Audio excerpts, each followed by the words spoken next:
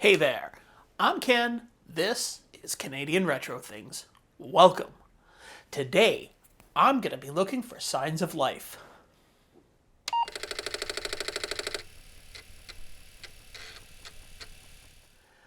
That's right, I'm looking for signs of life. But not just any life. I'm going to look for signs of life in my pets. Yeah, my pet computers. Not my pet cats. Nothing wrong with my pet cats. They're very active and very lively. All right, so you may remember a little while ago I picked up five pet computers, and I had mentioned in that video that I was keeping three of them, and two of them were going to be taken off to somebody else. Actually, I'm going to be delivering those off to somebody at VCF Midwest. So, yes, I will be at VCF Midwest in the fall. So, if you see me there, stop me, say hi. Anyway, so I decided on the three that I'm keeping. I am going to be keeping the original 2001, the one that has no keyboard. The one that, if it had a keyboard, would be that ugly square chiclet keyboard, which I am going to track down either the one that goes with that computer or a replacement after I get that one working. And I'm also going to keep the 4016 and one of the 4032s. So what I'm going to do today is I'm not going to mess around with the CRTs or the anything in that area of the computer. What I'm going to do is I am going to just run power to the boards and see if I can find any signs of life there. All right, well, before we jump into starting to look at those pet computers, I have to give a big thank you to the sponsor of today's video, PCBWay. PCBWay, where you can have PCBs printed starting at only $5 for 10 boards. PCBs are not the only thing they do. With the Commodore PET computers I'm working on, I'm lucky because the cases are in good shape with just a little bit of rust. Sometimes, because they are made of metal, the bases can literally be falling apart due to all the rust. PCBWay offers sheet metal work, so if you need a replacement to make your pet look like new, PCBWay can help. So why not visit PCBWay today at www.pcbway.com for fast and reliable service. And here we go for the first power cycle on the model 4032 that I have here. See if it blows up when I turn it on.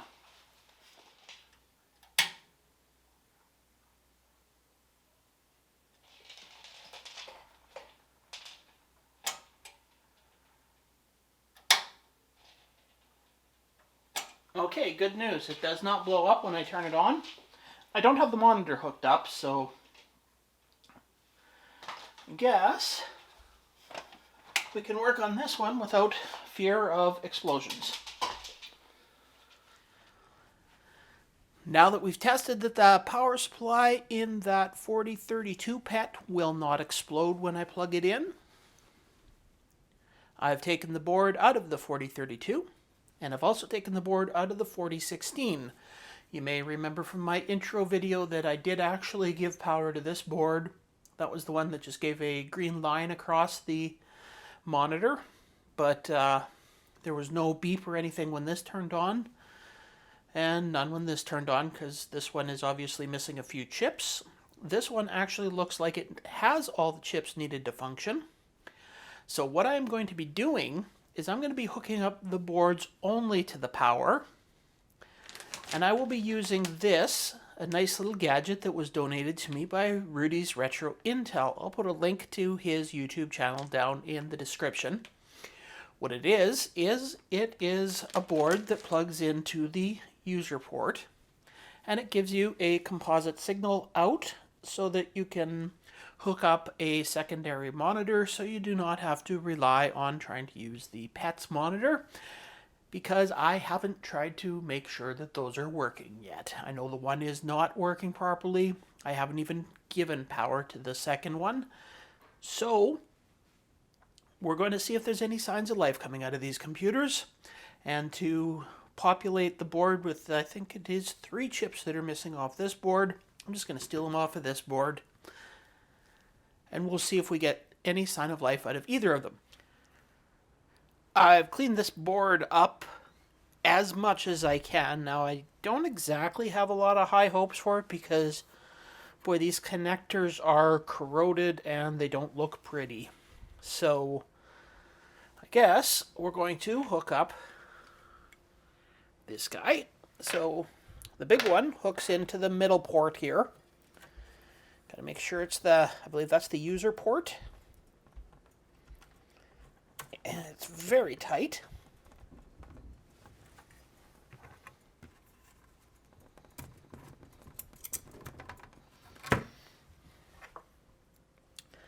And this little guy hooks up to the cassette port right here.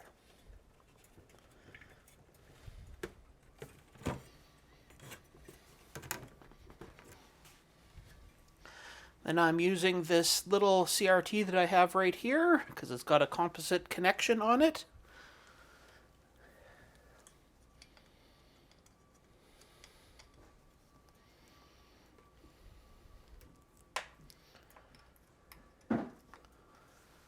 And now I just got to give it some power and let's see if we get any kind of a picture on here.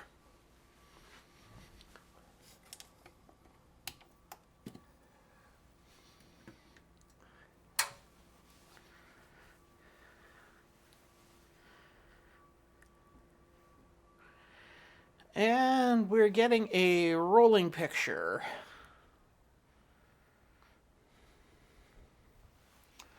Let me just try adjusting that, see if I can make it look any better.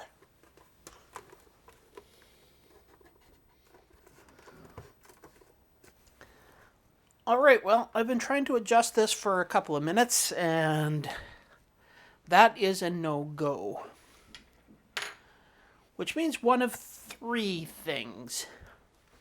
Either the signal coming out of here isn't being compatible with this little CRT, which of course I've never tested one of these pets on a CRT before. The board is not working, which is probably the most likely, or the connections are a little bit too corroded to be giving me a good signal.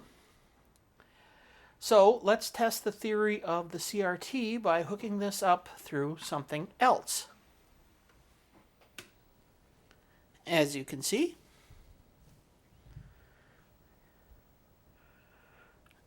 it works. I now have the composite signal running into an HDMI upscaler and into this TV, so let's see what happens.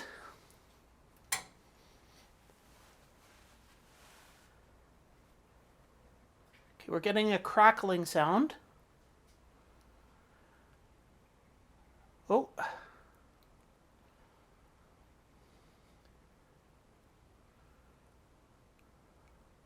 Well, there is a signal there.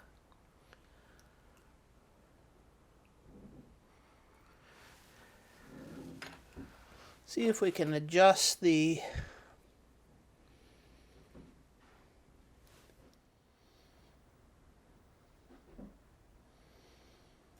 all right, well, we're not getting any picture. So I would say that brings it down to either the board's completely not working or the connectors are not working. Okay, so something I probably should have done first off is check some voltages on the board. So I got power running to it right now. First we'll check on the cassette port right here. We should have 5 volts. And we do. Now we'll check the ROM chips. So all of these ROM chips here, so that's 5, 6, 7, 8, and 9, should all have 5 volts at pins 21 and 24. So we'll ground there.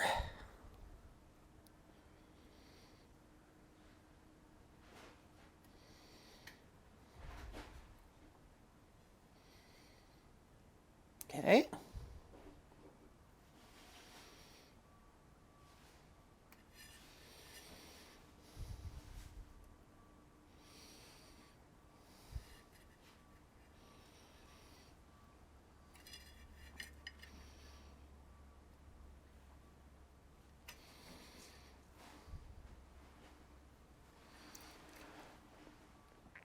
Interesting that this one has a slightly lower on pin 24.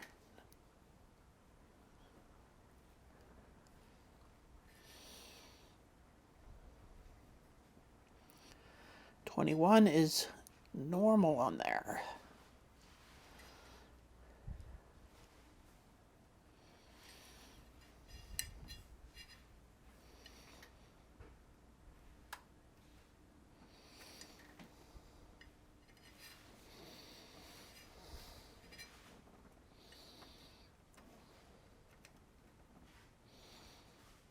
Okay, so pin 24 is showing a little bit lower on this pin than the others, but let's keep that in mind. I'm going to go around the board. I'm going to check a bunch of voltages. I guess the next thing to see would be the RAM chips, because we do have a 5 volt, negative 5 volt, and a 12 volt on those. So let's bring those into frame and check them. All right, and of course this is the 16K board, so it's only got this part populated.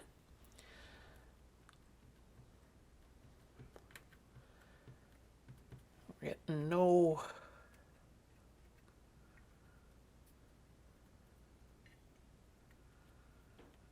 particularly warm chips anywhere.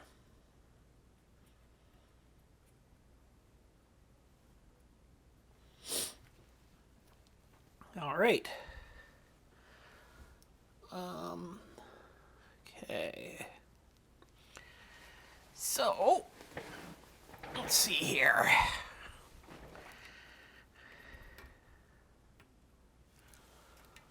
We need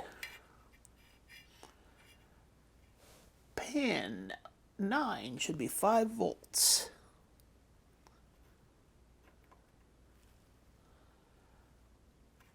Yes, pin 8 should be 12 volts. 11.85, and pin 1 should be negative 5 volts. Negative 5.28. Okay. I'm going to check the rest of these and let you know what I find. Plus, I'm going to go through and I'm going to check a bunch of other chips to see how the voltages are everywhere on the board. So I decided one of the things I wanted to do, since this ROM right here was showing the lower voltage at pin 24, it was about a quarter volt lower than the rest of them, which I thought was a little weird. So I pulled it out to clean it and everything. And lo and behold, as I pulled it out, as you can see there, possibly the pin broke right off. So, yeah, I'm going to have to go see if I can find a replacement on one of the other boards for this. I may see if I can just solder a different pin onto there if I can't find a replacement. But since I'm here, let's see what I'm getting for a voltage out of there while it's out of its socket.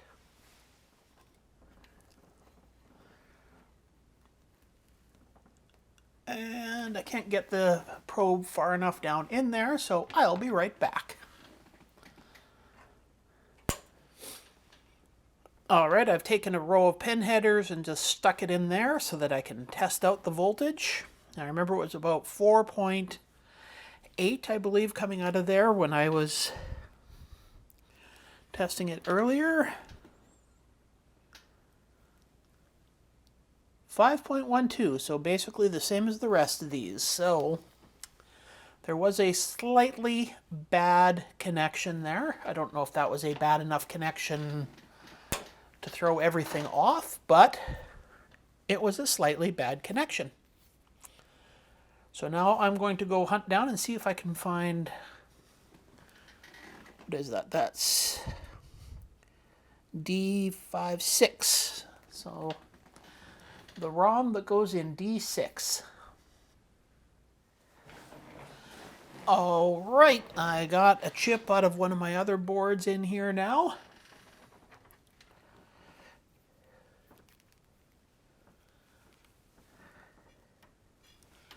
And we test the 5-volt line on it. We're getting 5.11 just like everything else. So I guess I've tested all the 5-volt lines, the 12-volt lines, and the negative 5-volt lines on here for going into chips anyway. And everything power-wise looks great on this board. So I guess now that the only one that was just slightly off was the pin on here, which was the pin 24. And now that is back to, it's up to what everything else is showing. So let's hook our little composite board back up and see if we get anything different. And here goes nothing.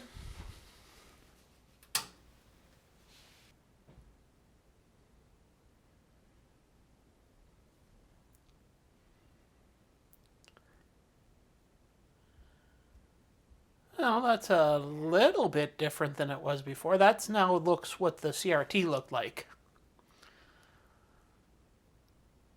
Okay, well, we're just getting a garbled picture. So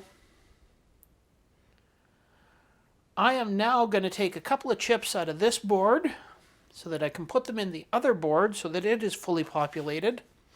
And we can test if we get anything out of it. All right, I have to take off 3 chips from this board to completely populate my other board. And that is 2 RAM chips and 1 bus transceiver over here. So let's do that.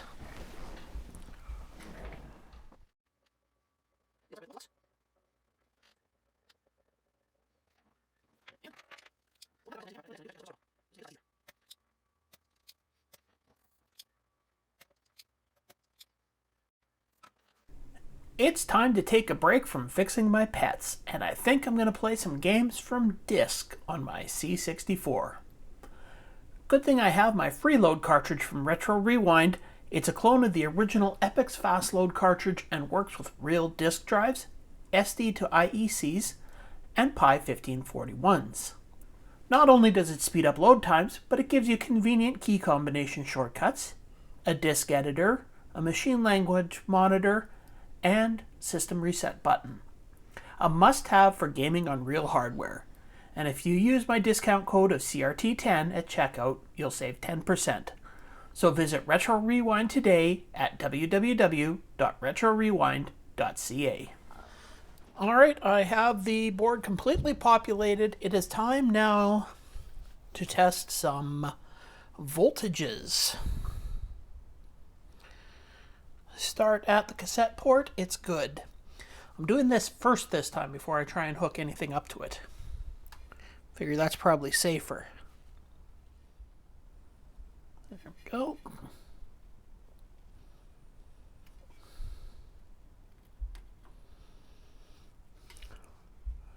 Things are looking good so far. I'm just going to continue testing all of the chips here, and I will let you know how it goes. And I once again have the board hooked up. This time the connectors are in much better shape. So let's turn the power on and see what happens. Again, it's on this monitor up here.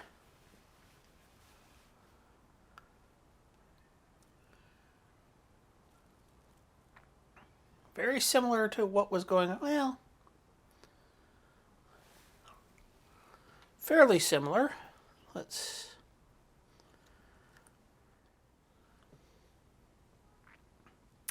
Okay, well,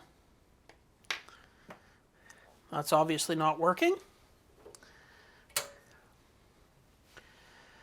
So what I'm actually going to do is there's a few chips on this board that are socketed and I can probably pull out and test.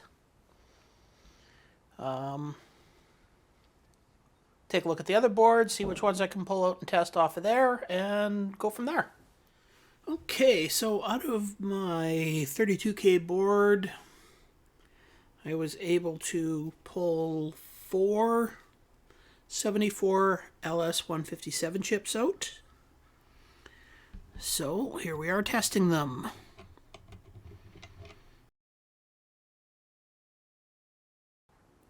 So I put those 74 LS157 chips back into the board, and of course it made no difference because there was nothing wrong with them. So I have some ideas of other things that I want to do, but I've had to order a few things, and considering that those are coming from all 4 corners of the earth, it's going to take a little while for them to get there. See, I don't have a big stockpile of parts for these computers, especially since these are the very first pets I've ever worked on, so hopefully I will grow my stockpile of parts so that I can fix them a little easier in the future. But for now, it takes a while to do these videos as I have to wait for things to arrive every time I have to order something. Alright, well, you might be wondering about that 2001 pet. Well, I am not going to touch that one yet. I want to get one or both of these ones working first before I go ahead and start playing with that one. So yeah, hopefully it won't take too long for the stuff I'm wanting to do to get here, and then I can start working on this again. Until then, I'll probably tinker around with it a little bit, but yeah, I'm not going to be doing anything else today. So thanks for watching this video. I hope you enjoyed it. Don't forget that a like, a subscribe, and a comment below are all things that help the channel out a lot and are greatly appreciated. But until next time, see you later, and don't forget to visit retrorewind.ca.